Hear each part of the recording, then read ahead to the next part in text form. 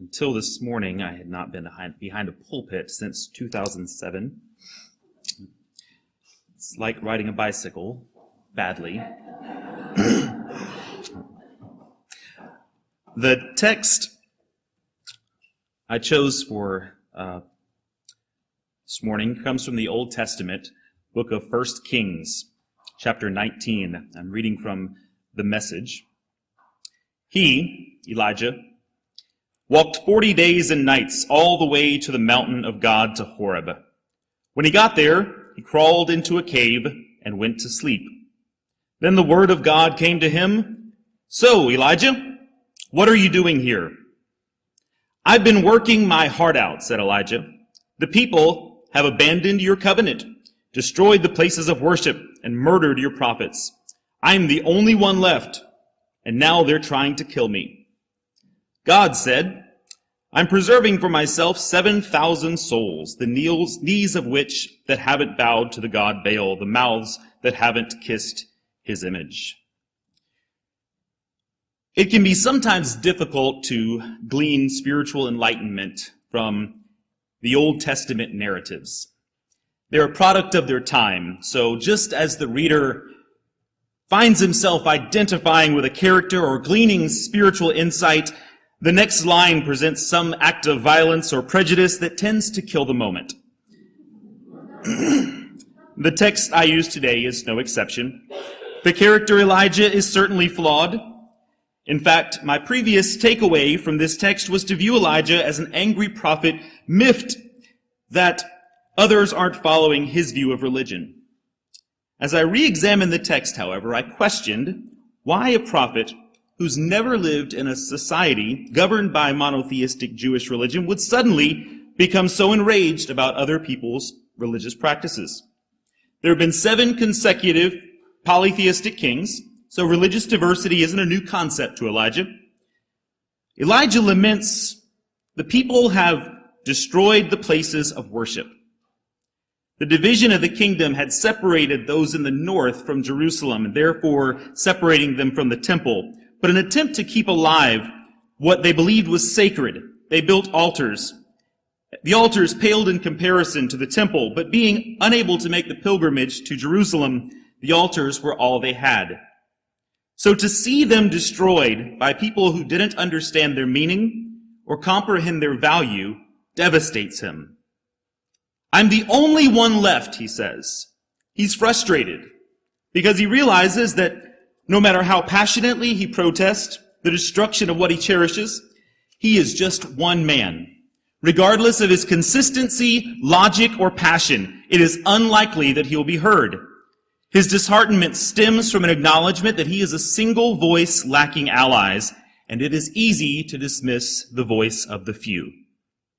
The emotions expressed through this text can apply to many circumstances, but I believe they are particularly applicable to the plight of the modern American Indian. Tim Giago, editor of the Native Sun News, reported last week that the Hopi tribe, part of the Diné or Navajo Nation, has decided to end the practice of allowing non-Indians into their sacred religious ceremonies. Giago writes that the decision was made because non-Indians in the past years have been guilty of taking illegal photographs, recording the ceremony on cell phone cameras, and showing a decided lack of respect for the traditions and ceremonial practices of the tribe. The Hopi are not the first tribe to experience this blatant disrespect for the sanctity of their religious traditions. After welcoming non-natives into their ceremonies, religious leaders of the Sioux Nation later found that their guests had returned home and begun to advertise themselves as authentic practitioners of the Lakota religion, charging fees for conducting ceremonies. Giago writes, "There are Inipi, Yui, Sundance ceremonies held all over the United States, conducted by shamans with no knowledge of the language or of the deep meaning of the ceremonies. They have turned the sacred ceremonies of the Sioux people into a sideshow for the viewing and enjoyment of anyone willing to pay for them." I vividly remember as a child, probably age 9 or 10, our tribe decided that we would change the location of our annual powwow. Rather than holding it in our community as we had always done, we moved it to a neighboring, larger, more affluent town, Summerville, South Carolina. The idea was that by opening up the ceremony to the larger community, we would, one, make some money for the tribe, but also that we would make our presence more known. We, like many tribes throughout the country, are not large and well known, and for the most part, we've isolated ourselves. The powwow was well attended. Most people didn't realize that there was an American Indian community nearby. So the prospect of seeing and experiencing Native culture firsthand was appealing. In regard to our purpose for relocating the powwow, we were successful. We did achieve the goal of raising funds for the community. We increased the community's awareness of our tribe's existence. But I never will forget looking around in dismay as I observed non-Native people arriving with painted faces, wearing fake headdresses. During the most sacred part of the day, as our tribal dancers performed traditional dances, the atmosphere was not the same as it had been in the past. While some people did seem to grasp the sanctity of the experience, others playfully mimicked the sacred dances and chants. I was painfully aware, even at that age, that there is something inherently wrong when non-Native people play Indian. I know our non-Native guest meant us no harm, but I felt that someone needed to tell them that our culture is not a plaything, and it should not be treated as such. Native people have little to boast of in the way of finances and material things. I've often said you don't know poverty until you've seen reservation poverty. I didn't grow up on the res, as we playfully call it, but it was the hub of my family life, the place where my grandparents and much of my extended family still live. Though conditions are much better than they were when my mother grew up there, for the most part, our people still struggle economically. Despite the myth of Native people enjoying bountiful finances from casino fortunes, poverty is common among most American Indian communities. Only 246 of 566 federally recognized tribes have casinos. Of the numerous state-recognized tribes that the federal government refuses to recognize, none have gaming operations. Casinos do little to combat poverty, even within the tribal communities where they do exist. Not only do we lack financial resources, we lack political clout. We're only 1% of the population, a number that politicians can conveniently ignore without fear of it affecting their campaigns. Many tribes, my own included, have lost our language, our traditional homes. When I think of the dominion that our ancestors once possessed and compare it to present reality, it would be depressing. But it isn't. Because there's one thing that colonization did not destroy, that genocide could not kill. No amount of oppression, systematic or otherwise, was able to take away our culture. Somehow, throughout the years, this one thing was preserved and passed down. So when people ask me why cultural misappropriation matters, I respond that it matters because our culture is sacred. Our traditions and symbols are beautiful, and because it is the only thing our ancestors possessed that we still have. When I was in 1992, the Braves had a pretty good season, something I paid very little attention to, until just after the announcement that they were going to make it to the World Series. I was in 7th grade at the time, and I remember getting off the school bus with my library pass in hand, and the other not-so-popular kids and I were heading to the library. As I approached the entrance, on the large windows on both sides of the door were painted the words, "DuBose Middle School is doing the tomahawk chop," accompanied by a cartoon depiction of an American Indian holding a tomahawk. Prior to this, I had seen indigenous mascots on TV. My classmates displayed them on their hats and t-shirts, but I'd thought very little of it. At that moment, though, I was suddenly aware of the hostility of the team's culture toward my culture. The act of doing the tomahawk chop abducted a sacred symbol from its ceremonial context to be used instead to promote a warlike image of Native people. A shrine had been erected on the windows of my school that made a mockery of my race and culture. Though I couldn't speak for the rest of DuBose Middle School, I did know for certain that at least one student there was not, in fact, doing the tomahawk chop. Though my skills as an activist were undoubtedly limited at the age of 12, I went to the art teacher, a woman for whom I had nothing but respect, and I expressed to her as best I could with what limited knowledge and skills I had at the time that the painting on the windows of our school was incredibly offensive. I wish I could say that she immediately fell to her knees in repentance and with a scraper and a bottle of rubbing alcohol in hand rushed to eradicate the transgression. But instead, her response was an eye roll followed by a command to go outside or go to the library. If I'd had a large movement of politically conscious middle school students behind me, or if I'd been addressing an issue that had at the time received even modest media attention, things may have turned out differently. But I learned that day that despite my passion, the voice of the few is often ignored. And so it is today. I recognize that there's much room for improvement on issues of racial equality and civil rights in our country. If we're ever tempted to think that racism is a thing of the past, a news headline comes along quickly and brings us back to reality. Last spring, it was the video that revealed a culture of racism in a University of Oklahoma fraternity. Last summer, a child's birthday party in Atlanta was disrupted by a half-dozen trucks driving by, waving Confederate flags, brandishing weapons, and shouting racial slurs and threats. Last week, a UCLA fraternity hosted a Kanye Western party, where guests arrived in stereotypical costumes and even in blackface. While these and other stories remind us of the continued presence of racism in this country, we cannot ignore the fact that progress has been made. The University of Oklahoma closed the fraternity when students' actions were made public. Students at UCLA responded to the image of the Kanye party with protest, resulting in a suspension of the fraternity. The 15 men and women guilty of terrorizing the child's party in Atlanta have been indicted and face up to 20 years in prison. Progress has been made when we look at societal views as a whole. But when we focus the lens on American Indian issues, it appears that we are living in another time era. In just 2 weeks, you'll see society's naivete on full display as many people choose their Halloween costume.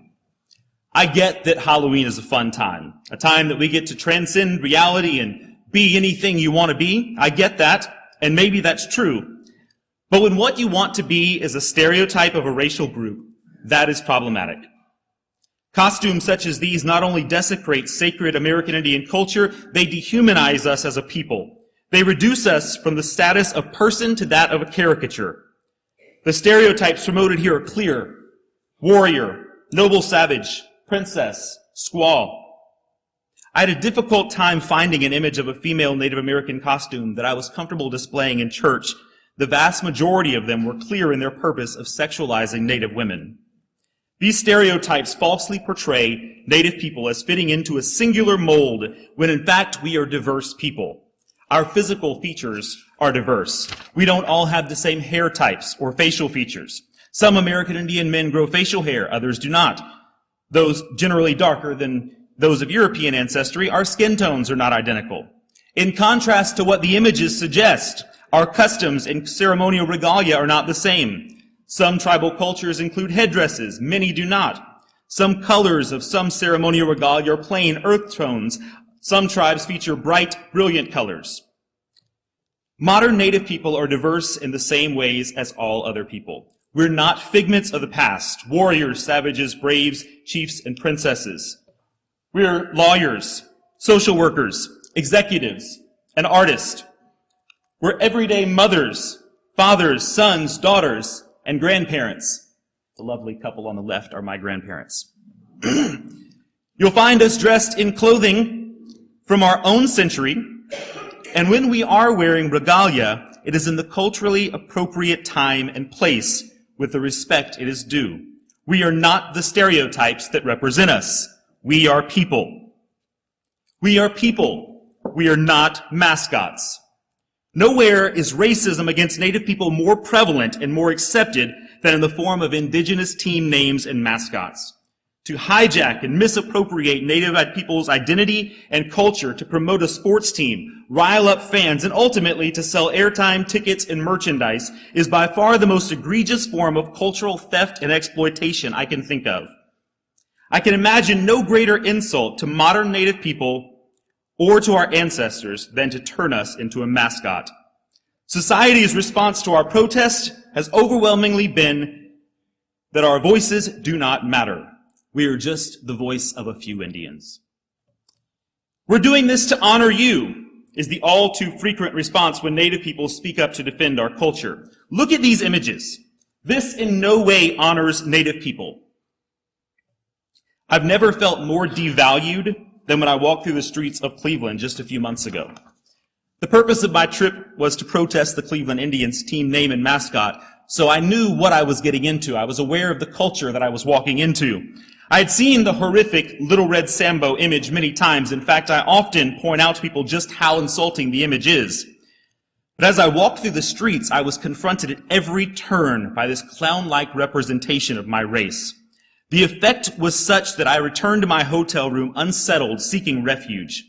But before I could make it to my room, I entered the hotel lobby to find that it too had been invaded by this insult to my people and culture.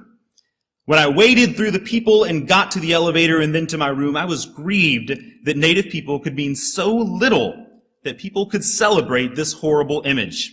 I thought to myself, I get to leave in a day or two. But what must it be like to be an American Indian living here? Of all the adjectives that went through my mind, it never once occurred to me that one might feel honored. This is the culture promoted by indigenous mascots. Painted red faces, fake regalia, sacred objects demeaned. Among Native people whose traditions include headdresses, they are worn only by chiefs or warriors, only during ceremonies, and every feather is earned. The tomahawk, a symbol of both war and peace, is a religious symbol to many tribes. Team culture says these objects have no meaning or value. The headdress is trivialized, worn as if it were a toy. The tomahawk is secularized when fans take this religious symbol and beat it against their chairs. This is not honor. There's no honor in a slur. This past June, progressive Americans celebrated when my home state, South Carolina, finally removed a symbol of oppression from its state house grounds. Shortly after the announcement of the flag's removal, tribal rights attorney Tara Houska, whom I met last year at a protest of the Washington team, published an article entitled "The Racial Wallpaper of Slavery and Genocide." She wrote, "It is monumental to see people recognizing and tearing down racial wallpaper, to witness progress in some of our most divided regions. Here in Washington, D.C., however, racial wallpaper is not even recognized as such. Every day I walk down the streets of our nation's capital, through the halls of Congress, past statues of celebrated American leaders, and every day I am subjected to pinpricks of racism directed at Native Americans. Jerseys, hats, bags, umbrellas, bumper stickers, miniature flags, giant banners, and even paper towels, all proudly displaying a caricature of a Native American with a dictionary-defined racial slur as its moniker. Here in the place where federal Indian law and policy are made, Native Americans are openly mocked for the sake of sport. It's an honor, we're told. What honor is there in racism? There is no honor in racism, and there is no honor in a racial slur. The insult of a racial slur is only intensified when a team representing our nation's capital takes it on as their moniker. I'm sure, like most words, its origins were benign. But these images show us the word has been anything but benign for some time. I know it's difficult to see. Ignorant, R word. Thick-headed, greedy, R word. Dirty, R word. Scalping, R word. Savage, R word. Bloodthirsty, R word. None of these are complimentary phrases. In addition to being used as an insult, the word was used to kill. In 1862, a bounty was put on the lives of Plains Indians. In order to collect, however, proof was required. It's a little graphic. Of course, it was difficult to bring back the corpse, so they settled for just the head. For especially skilled bounty hunters, even this was an inconvenience, so they settled for the scalp. The term that had already become a slur for Native people took on a new, more sinister meaning, now referring to the scalps of slain American Indian people. This word may mean team pride to some, but to us it is a reminder of genocide. The team name, as well as other indigenous team mascots, represents not only the actual genocide of our ancestors, but a cultural genocide that still goes on today.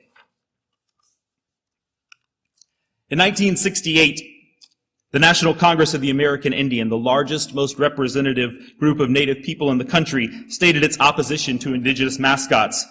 But because we're the voice of the few, 47 years later, we're still being told that this is an honor.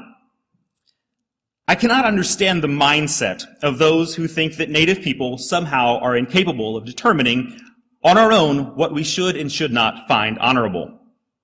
But the same mentality produces another common dismissal of our voices when they say there are more important things that Native Americans should be worrying about and devoting their time to than this.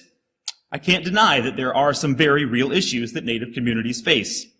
But just as we're capable of determining what we find honorable, we're also capable of addressing more than one issue at one time. As well, we're qualified to determine what issues are important to us, and this issue is important. It's not just about offense to our culture, though that's real and that's one aspect of it, but there's more to it than that. Several studies have shown that exposure to stereotypical representations, especially in the form of indigenous mascots, negatively impacts Native youth's sense of self and community worth. Reducing us to a stereotype says it's okay to stereotype, and that is a message that's detrimental not only to Native youth, but to all people. I tend to be optimistic about the nature of humanity, so I cannot believe that even some of the staunchest mascot supporters intentionally want to hurt Native people. At protest, I often recognize a look of cognitive dissonance in the eyes of those who walk by and see our signs. But with few exceptions, that fleeting moment of conflict is dismissed because it's game time, and these are just a few protesters. But the tide is turning. Strides are being made. Since the NCAI's 1968 resolution, Native people have become increasingly aware and increasingly outspoken. You'll often hear it said that 90% of American Indians support indigenous mascots. This is simply not true. What you don't hear is that this 10-year-old study was a telephone poll that called people at random, asked them if they were Native American. Those who answered yes were asked their views on the mascot issue. They were never asked to what tribe they belong, if they have any connection to their tribe or culture, or if they have any evidence beyond a family myth that they actually are American Indian. Polls of tribally enrolled American Indians who have experienced firsthand the beauty and sacredness of Native culture show that between 70 to 80% of Native people want to see an end to indigenous mascots. Official statements have been issued by nearly every tribe calling for change, and we have begun to see change. Dartmouth College, University of Oklahoma, Marquette University, Stanford University, University of North Dakota, Syracuse University, St. Bonaventure, Southern Oregon University, Simpson College, Hartwick College, University of Tennessee, St. John's University, Yakima College, Southern Nazarene University, Oklahoma City University, and then I got tired of typing all of these, but there are more, are all schools that at one time had indigenous mascots, but have made a decision for change. Minnesota and Wisconsin have expressed discouragement to any public schools in using indigenous mascots. And last week, the state of California banned the use of the R word as mascots for public schools. June 18, 2014, the U.S. Patent and Trademark Office canceled the trademark for the Washington team, setting a precedent that though they may have the constitutional right to use a slur, the privilege of a trademark would not be extended. The greatest evidence, however, that this is no longer a battle Native people fight alone. Non-Native people have begun to join us as allies for this cause. The Anti-Defamation League, American Psychological Association, National Educators Association, NAACP, numerous media outlets, congressional representatives, and the organization I'm proudest to see on the list of supporters for change is the Unitarian Universalist Association of Congregations. This past spring, I stood outside Progressive Field with the people you see in the picture. I noticed a commotion behind me, and I turned to see a man poorly imitating Native American dance and chant. I could tell that he was intoxicated, both by his behavior and by the fact that he was blissfully unaware that he had wet his pants. I said to him calmly, "I am not your mascot." Noticing, I assume by my sign, my use of first person, whatever, that I'm American Indian, he stopped his dance and chant. And I repeated, "We are people. We are not your mascots." He then turned his attention from me and focused on the young lady next to me. With slurred speech, he shouted, "You're as white as I am. You shouldn't be out here. You're just trying to be politically correct." She responded that she's here, not because she's politically correct, but because she's a good person. I then said to him, "This is not an American Indian issue. This is an issue of human dignity." Unitarian Universalist principle number 1, the inherent worth and dignity of every person. As a beacon of liberal religion in a world where religion is anything but liberal, we are all too often the voice of the few, so we understand what it is to be dismissed. But where there are a few here, a few here, a few here, and a few here, if those would join together, the voice of the few become the voice of many. So wherever we see a few standing against injustice or standing for human dignity, whether it's this issue or any other issue, add one more to the voice of the few. My favorite author, Zora Neale Hurston, once wrote, "If you're silent about your pain, they'll kill you and say you enjoyed it." Speak your pain, but also be attentive to the faint voices, willing to join in and give strength to the voice of the few.